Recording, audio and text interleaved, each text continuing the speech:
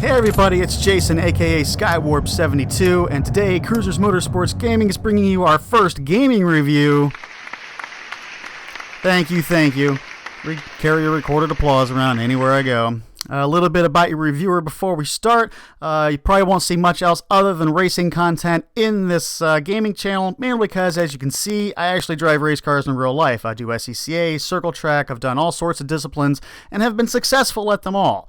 I'm not a master mechanic by any means, but I do know my way around a car, so who else better to be bringing you car gaming information than the actual race car driver guy? If you want to see the actual races, I do have them posted here on the channel, so go check those out if you'd like. But hey, let's jump into this gaming review. From the moment you turn this game on, you realize that Forza has upped the ante. This is the most beautifully rendered, interactive map I have ever seen in a racing game. The map itself is rumored to be 2 to 3 times the size of Forza 2. I've kind of got conflicting reports on it. Forza 2, if I remember correctly, had 327 roads in it. This has 488, one of which the little sons of bitches I can't find. It's divided up into 4 sections. This is one of them. This is Surfer's Paradise.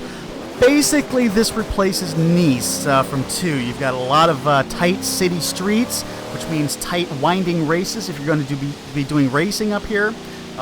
It's best to have a handling car if you're going to be racing in this area. Really cool to explore with your friends and good for urban photo opportunity. I think the most beautiful area, though, has got to be the rainforest, and it's probably the most interactive. It's got a lot of destructible trees, a lot of destructible undergrowth, just really fun to explore. The roads are wet almost always because it's the rainforest, and man, let's just take a second and just gasp in wonder of this weather engine that's in this game. Seriously, it rains more in the rainforest than it does anywhere else on the map. Now, have you ever seen a racing game where it started raining in one part of the map and not the other? No, it always rains in the same spot, all over the map. It's insanely, the weather engine is so well done in this game. It's just hats off to Turn 10 and Playground Games for getting this right. Some more areas in the map here. You can drive down on the beach now. They kind of teased us with it in 2. We really wanted to jump down on the beach and play with the water, that long winding road at the bottom of the map in 2. Now we can explore those kind of things, and it's really, really cool. Another thing, another spot in the map here would be the Outback. The Outback is very tricky because I think it shows on the map. I didn't show on the map as large as it is if you're doing the actual gameplay. Not to mention it's the most open spot on the map. You can just drive, from road to road through fields. There's not a whole lot stopping you. Really the quintessential part about being a very open game. It's got all the returning stuff from Forza Horizon 2 that you wanted, including clubs. I was really worried they weren't going to have clubs in this one. Hopefully, since they brought the clubs back in this one, they'll bring it back in motorsports eventually, but who knows? Just a little shot. Nothing new to have to do with the clubs, but all the same stuff, including the notice board and whatnot that they had in 2. Also back, and my God, the diehard guys can quit whining finally. The auction house is back, and it is fabulous. It's freaking awesome. It's so good to have this back. It brings a whole nother aspect to the game of things to do. Other things making its way back into the game is the Forza Vista. With the graphics in this particular game, it looks really good. I can imagine what the guys are seeing on like the 4K TV setups or something like this. This is just so beautifully rendered. Also making its return are the perks, although you probably forget about those as soon as you unlock them, which doesn't take too terribly long, and wheel spins.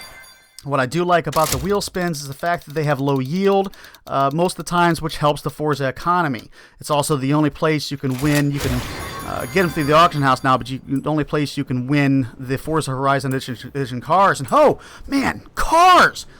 I got the big $100 pre-order pack with the DLC, yada yada, like a lot of people did.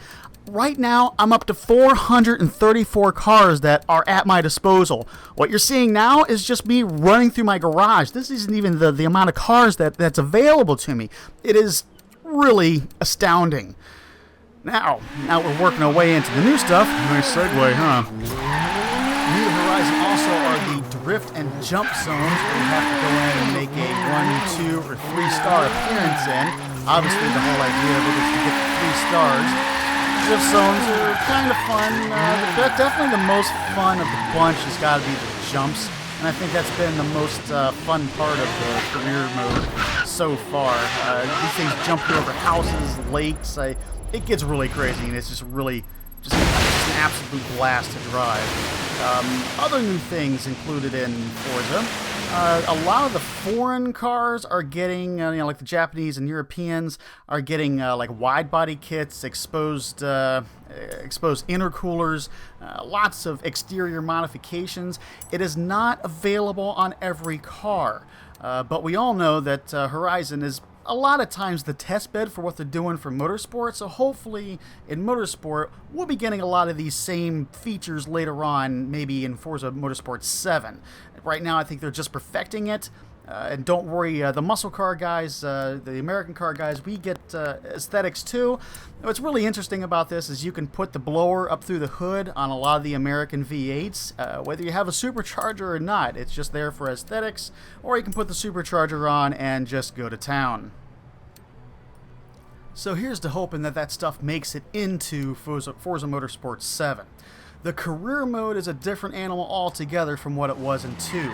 Instead of having 168 championships that you had to run by yourself, now you've only got 63 championships to run, and you can run them with your friends. And the best news is you can run it in any car you want, in any class you want, with the new blueprint system. You no longer have to go through and race X amount of championships in vans and utility, for crying out loud, which is what made the Forza 2 career mode so monotonous. So hopefully Forza is getting the picture here, not to make their career mode so long and repetitive. Because like I said, in Forza Horizon 2, we had 168 championships at 4 races apiece. That's a lot of racing. In Forza Motorsport 6, I bet you probably had 80 hours worth wrapped up in just the career mode alone. It gets really monotonous after a while.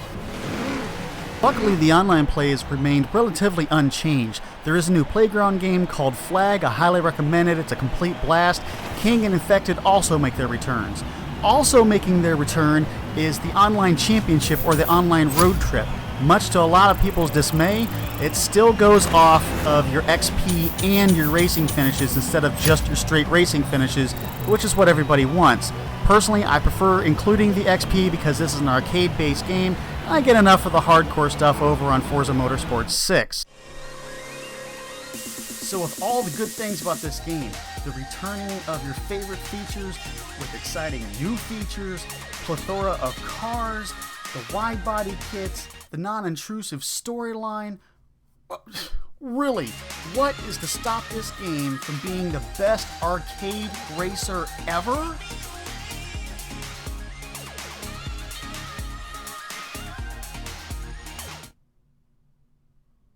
I don't know, maybe it's the fact that you can't frickin' drive in it? Hold on, I will explain. Hey, I didn't volunteer for this geeky assignment. I want Skywalk's job. Racing games. No matter what you remember of any other game, no matter all the features, the hype, anything, what do you remember about previous racing games? Well, you know, they're fun to drive. And as much as I hate to say it, Horizon 3 just isn't that fun to drive for a plethora of reasons that it's really hard to even find out where to start. But we have to start somewhere, so let's start with this. If you've ever driven a dedicated drift car, you understand that those cars push like pigs. They understeer until you steer the car with the back wheels. That's why it's called drifting, is because essentially you're steering the car with the drive wheels. Now, that being said, it's like Forza modeled their entire physics engine after this whole premise. And I understand drifting is the hot thing right now, but it's been the hot thing for the last 10 years. It's really not a new trick. I think we all know that Forza has gone through a lot of iterations over the years when it comes to physics. In Forza 4, it was all horsepower because grip was exponential. In Forza 5, it was just the opposite. You needed complete grip to get anywhere in the game. 6 has really balanced that out well, and that's why I'm really looking forward to more of that in 7. In Forza Horizon 2, it was all-wheel drive or nothing. best parts about the Forza games, though, has been the tuning section. The tuning section not only lets you overcome the physics shortcoming of the game, but eventually, if you get good enough at it, you can actually use the physics to your advantage by using the tune to make your cars faster. In Horizon 3, however, it seems like the physics of the game have finally overran the ability of the tuning section, and that's not a good thing. And I know a lot of you super tuners out there are saying, well, I ain't got no problem tuning, what's the matter with you? Well, I understand some of you guys could probably tune the space shuttle with this system, and that's great for you guys, but I always prefer to run my own tunes.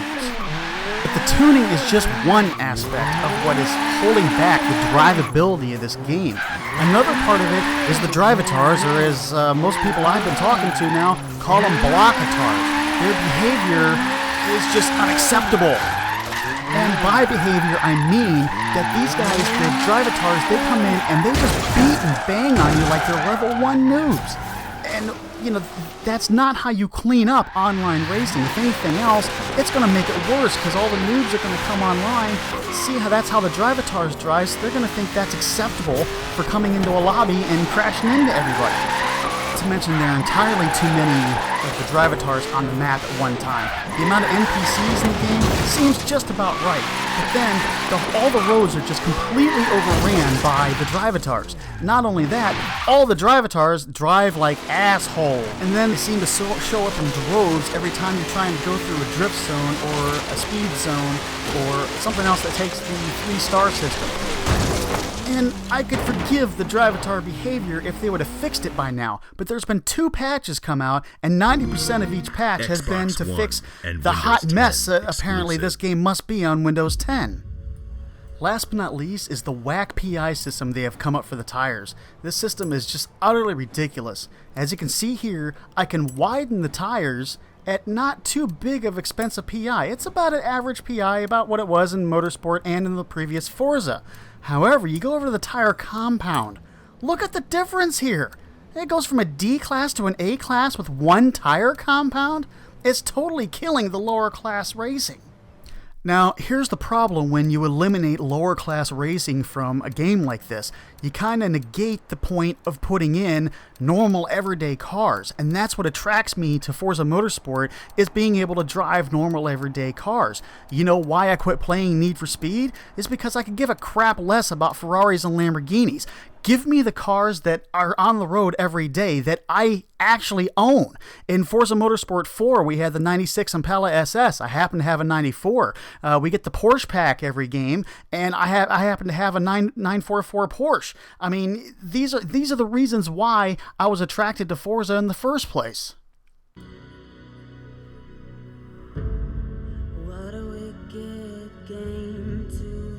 Maybe we're just at an impasse here. Maybe the stigmata of Forza's odd-numbered games is just going to stick with Horizon as well as it does Motorsports. Forza Motorsport 3 wasn't well received. Forza Motorsport 5 was not well received at all within the Forza community. My worry on all the aforementioned is this.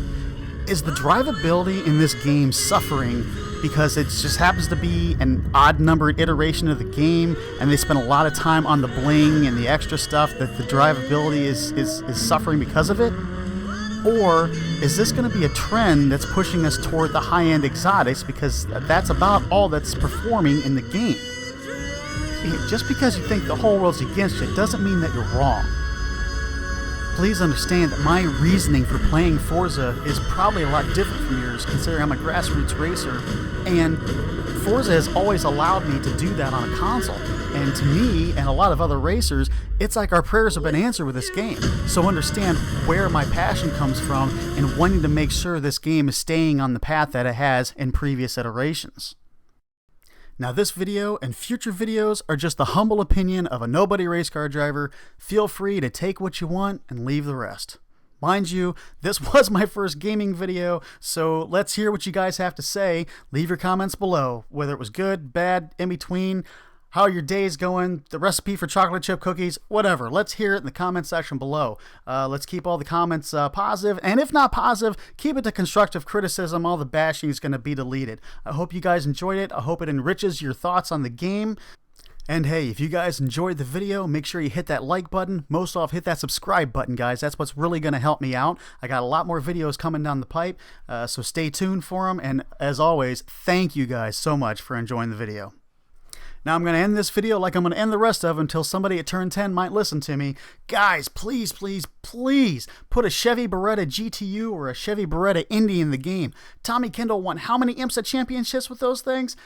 Please give me a Beretta already. I've only been asking for 5 years, guys. Much appreciated.